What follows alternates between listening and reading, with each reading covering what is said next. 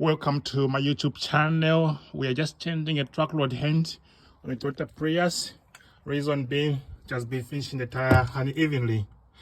And we've seen it has leaked the grease. The procedure to change the truckload hand is basically pretty much standard. There is nothing special. Basically, as usual, put a car on axle stand. After that, you need to release the bottom screw. There's a clip you have to take out. After that, use a hammer just to hit the ball joint, the truckload ball joint. This one, this we did, and the thing lifted up. And then after, you just need to release the screw, just a little bit, not too much. Make it loose and tighten it up again. So we have done that.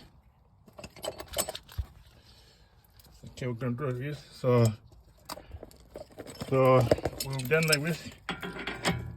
Can you see? So we made it loose, and after that we just try to bring it back so we don't lose the tracking. And after that we can take it off.